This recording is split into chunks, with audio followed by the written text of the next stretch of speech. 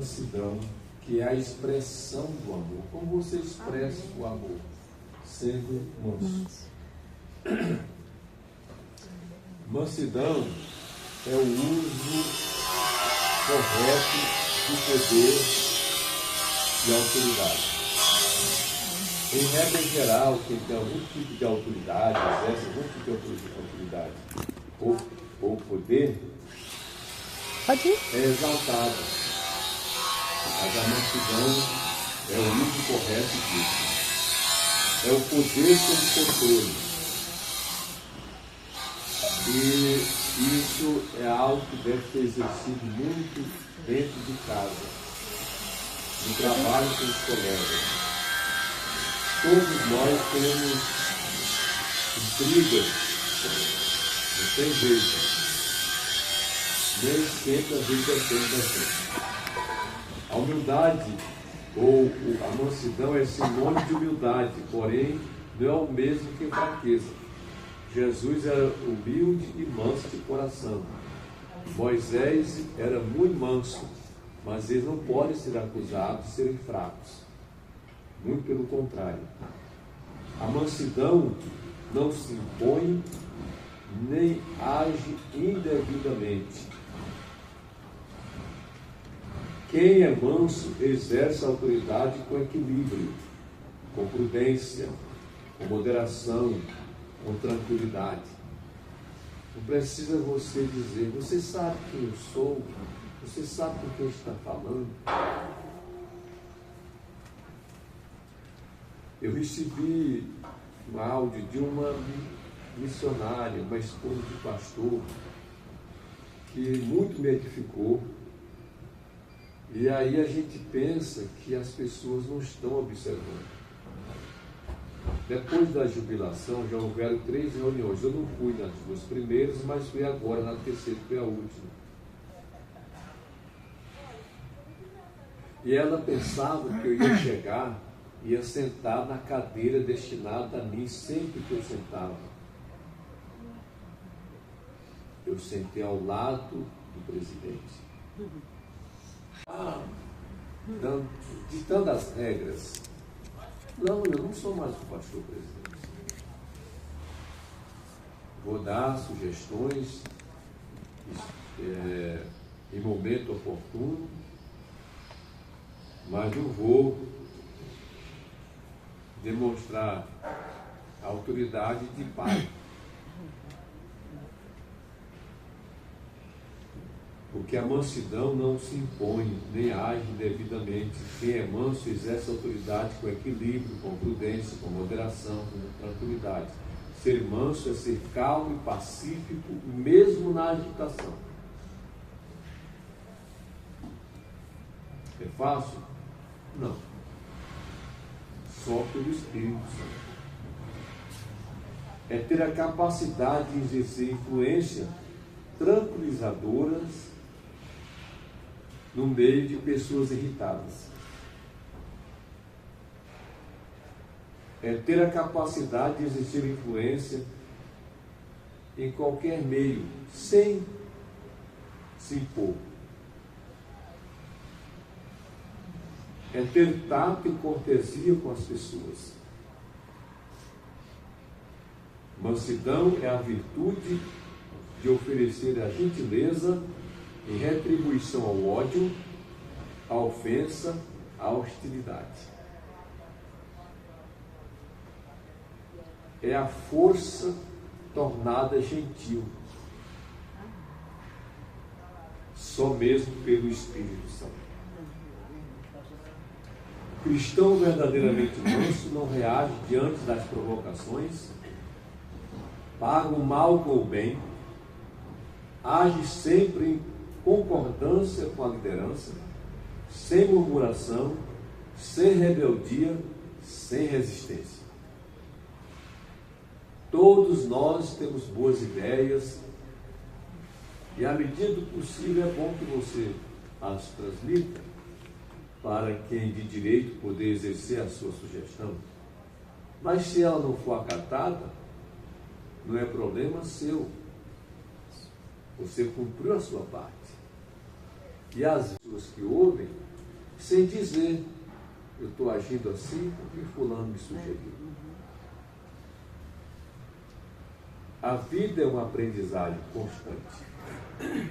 Quem se senta nos bancos de uma igreja, por exemplo, neste momento, reunião do círculo de oração, a gente tem sempre coisas importantes para aprender.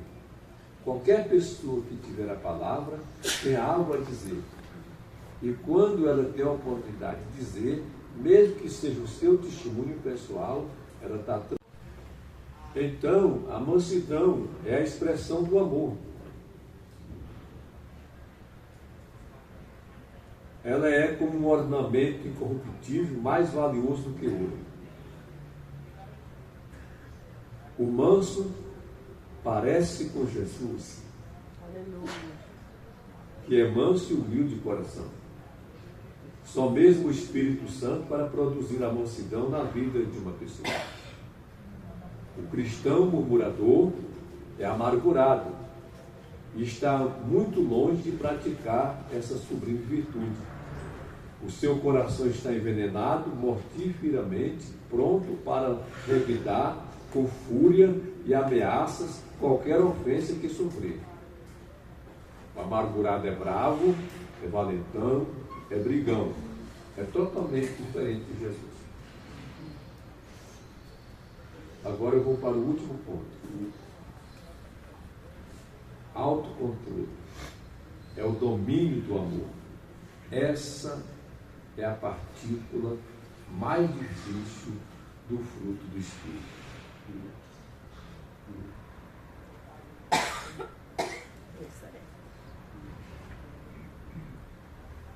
Lembremos das nossas rixas domésticas, das nossas briguinhas entre marido e mulher, que embate com os filhos.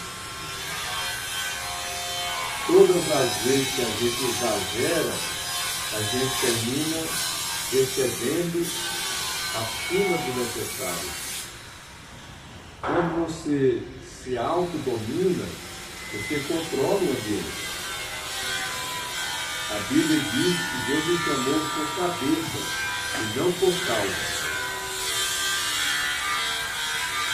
Quem controla não é o bravo, é o manso. Quem controla não é o que grita, é o que cala-se. Porque se alguém grita por você e você grita no mesmo tom, vai haver o quê? Uma briga. E é isso, a vida é isso, viver brigando? Não é. E entre marido e mulher? Pequena, é colo do pai e tal, enfim, da mãe. Aí cresce.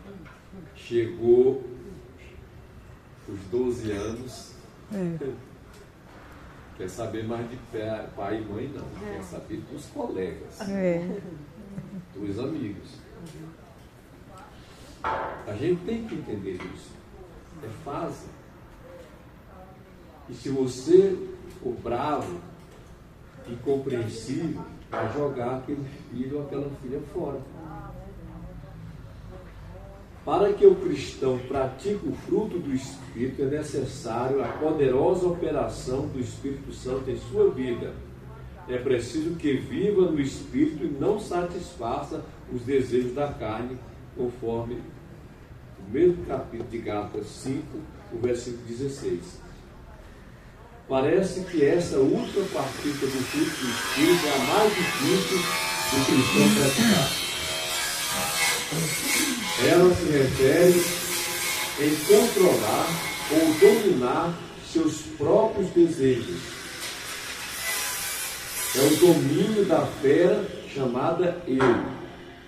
Aqui dentro existe uma fera. Feroz.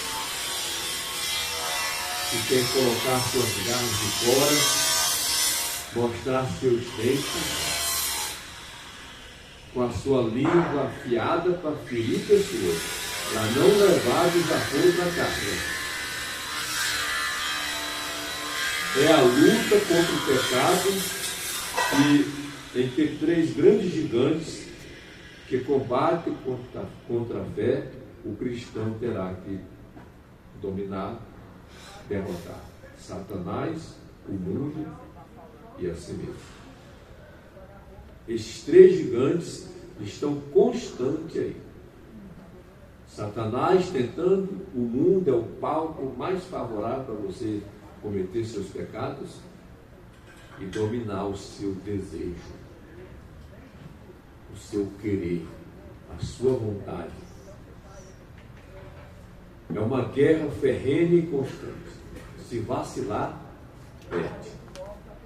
Não tem jeito. Se abstenha de determinadas práticas, como brigas, falar mal um dos outros, espalharem fofoca no meio da vizinhança, provocar intriga entre amigos, significa que todos os aspectos da vida sejam colocados sob o domínio do Espírito Santo.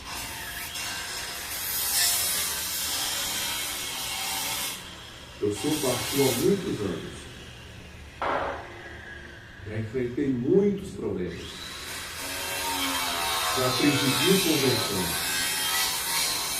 Sempre parte da mesa diretora das convenções estaduais e também da Nacional do Ano Tempo.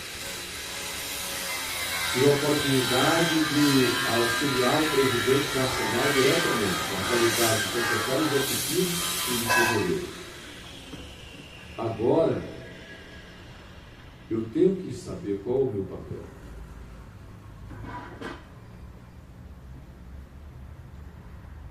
Muitas coisas que o novo pastor, que é o meu filho, vai falar e vai dizer, vai demonstrar a algum momento falta de algum conhecimento ou de maturidade no que se refere às coisas administrativas.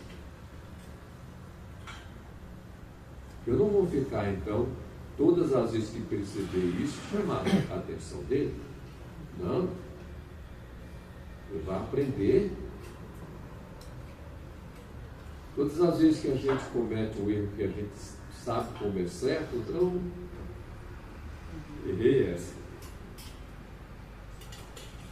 E quando você lembra, vê que errou, então você vai se corrigindo. Porque a igreja é uma instituição humana, além de ser uma instituição divina. E a instituição humana tem regras. E isso se aprende com o tempo. O autocontrole significa que todos os aspectos da vida sejam colocados sob o passo do domínio. O céu sem Jesus não é céu.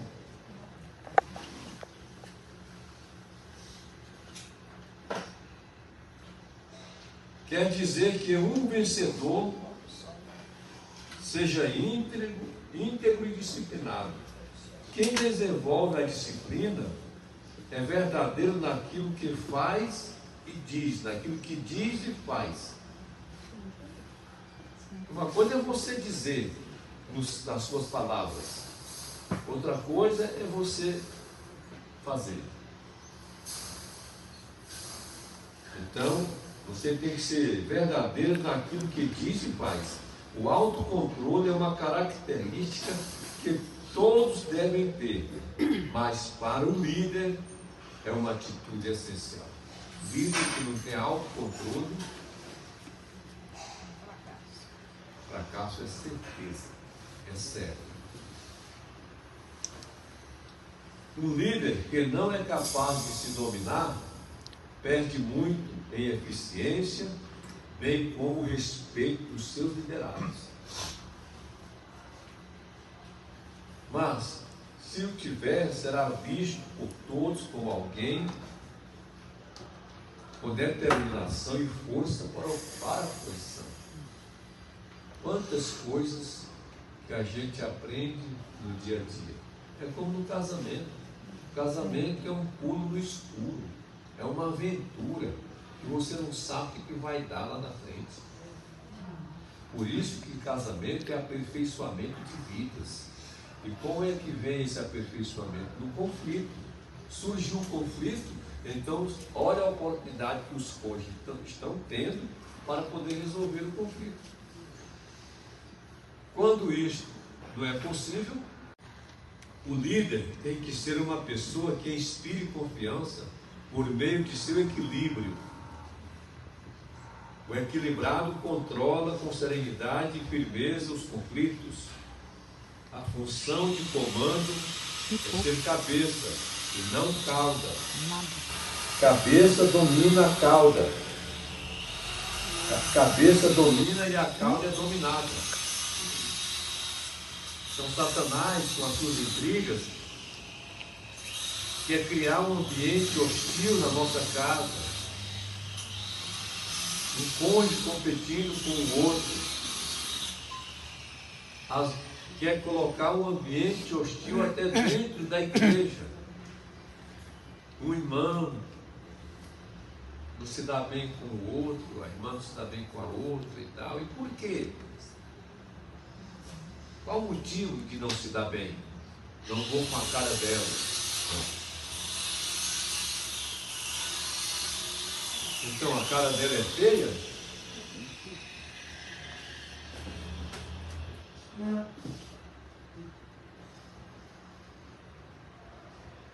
O Espírito Santo concede força e graça para que se domine a si mesmo. E a qualquer situação adversa em sua atividade. A adversidade vai surgir sempre.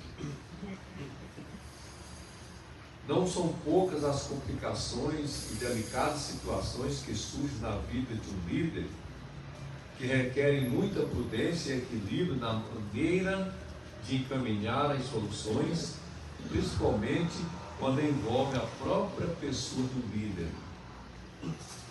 Partir para o confronto. O líder que não tem autocontrole poderá provocar escândalo por não se conter diante de acusações e ter por isso o seu ministério censurado por falta de uma postura equilibrada. Já vimos isso muito por aí afora. O apóstolo Paulo nos ensina que em tudo devemos nos comportar adequadamente, nas aflições, nas privações, nas angústias, nos açoites, nas prisões, nos tumultos e nos trabalhos. Isso está em 2 Coríntios 6, de 3 a 5. Essas coisas são verdadeiros testes de aprovação ministerial para um líder. Para que a pessoa seja líder, ele foi novo crente e foi crescendo com o tempo. Todos terão que passar pelas experiências da vida, pelas lutas, pelas tribulações, pelas incompreensões. Se você ainda não passou por luta, que levou a ficar à noite sem dormir, sem saber o que fazer, às vezes só chorando, porque palavra de oração nem tem. Se você não passou por essa, lamento dizer que você já vai passar. E às vezes a gente passa por diversas vezes. Porque é assim que a gente cresce. É assim que há maturidade. Essas coisas. Hoje, antes de eu sair para o Pilates, eu li um texto bíblico e disse assim: porque todas as coisas contribuem juntamente para o bem daqueles que amam a Deus. Glória a Deus, aleluia. Todas as coisas.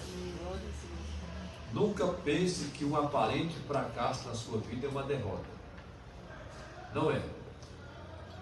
Não pense que perder uma guerra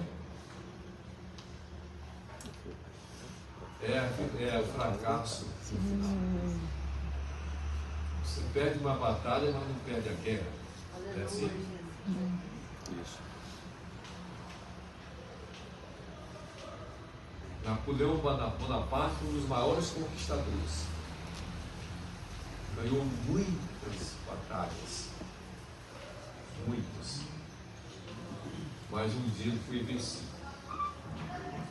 Os ingleses destruíram o seu poder.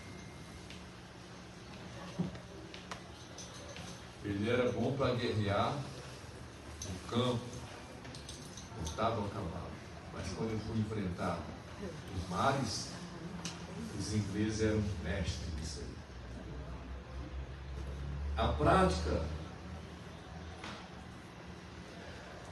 aqueles que alistam do exército do Senhor nunca desistem.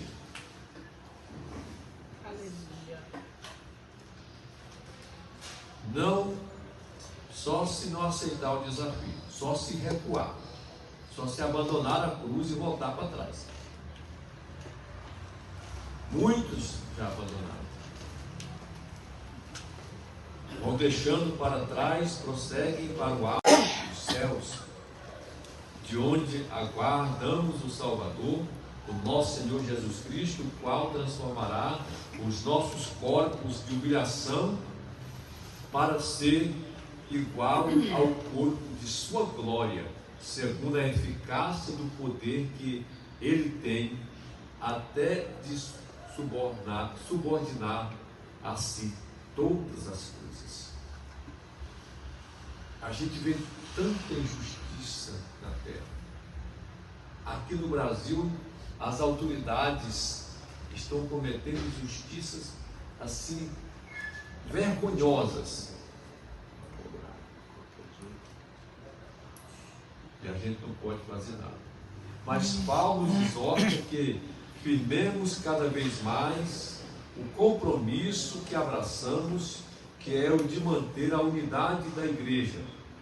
A maioria dos problemas internos das igrejas é provocada por obreiros dela mesma.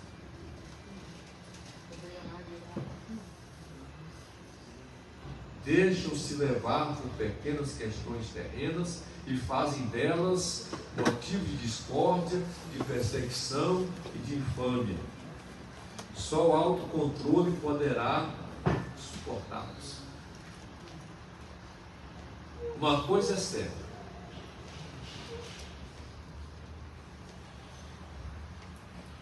quem comete tais coisas não de responder diante de Deus. Veja aqui o texto. Irmãos, Paulo dizendo: sede imitadores meus e observai os que andam segundo o modelo que tendes em nós.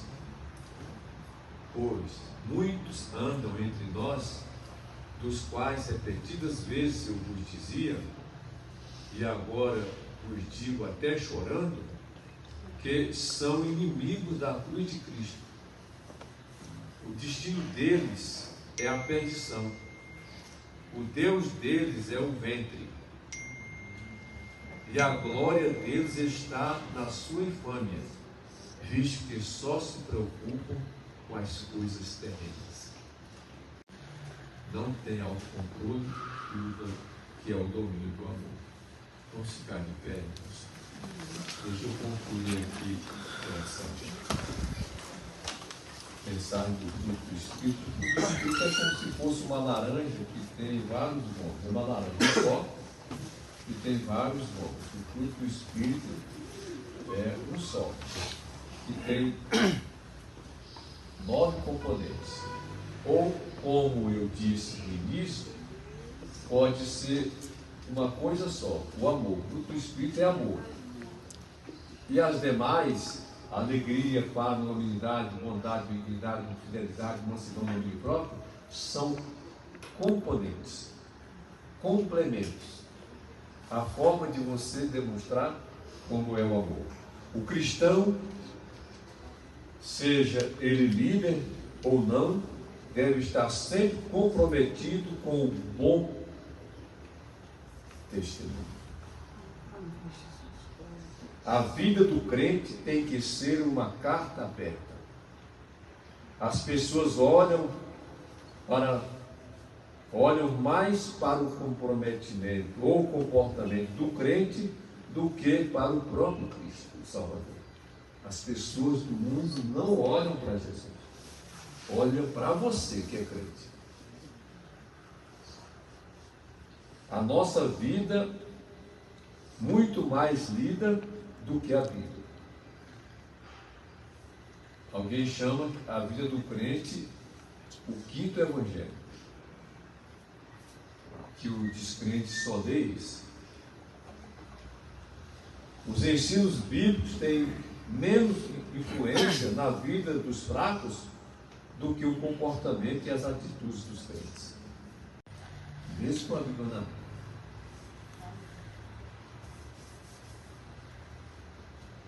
Daí a grande necessidade da presença do Espírito Santo em nossas vidas. Sem ele, não dá para produzir o fruto do Espírito. Sem o fruto do Espírito Santo, não conseguimos dar testemunho de um bom cristão.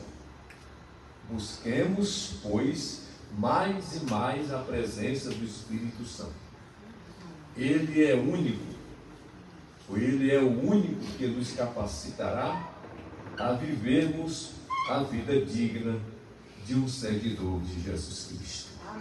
Amém. Obrigado, Deus te abençoe. Glória a Deus. Por concluir essa mensagem. Eu não vou mais trazer uma mensagem longa para vocês.